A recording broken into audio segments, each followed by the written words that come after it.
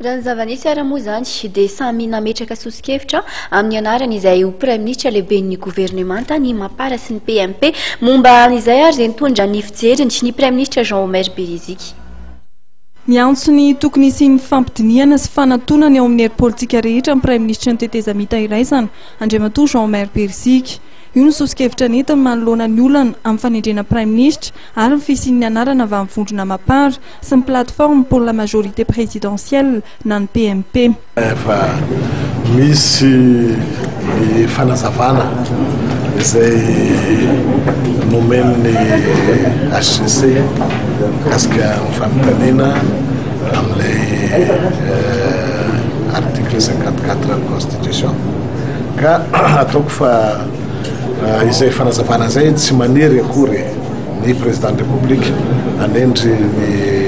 praiminisitra araky izay efa voalaza hatramin'izay fa kosa tokony fandinika ny amiko aloha dia zao hoe tokony fanatona ilay hery politika rehetrarehetra nijery marimaritra iraisana ahafahana anendrena ny praiminisitra satria ny tany lasantsika tsy afaka mijanona ela loatra fa efa mangetaheta fandrosoana ny rehetrarehetra ary ilaitsika ny filaminana sy ny fitomina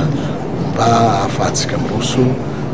amin'ny fampandrosoana marina. Andriamatoa Jean Omer Beriziky izay mametraka fa tokony hazava ary tsy hifanitsaka ny asan'ny filoham-pirenena sy ny praiminisitra. Mba ahafahana manao tsara ilay asa dia nanoratra tany amin'ny HCC mba hazava tsara ny asan'ny praiminisitra sy ny asan'ny filohan'ny republika. Ny anton'izay zavatra izay dia mba tsy aina ilay olana be dia be ny ainako tamin'ny fanatanterahana ny hiraka nampanaovina izay praiminisitra ho tonga eo fa fantany tsara atraiza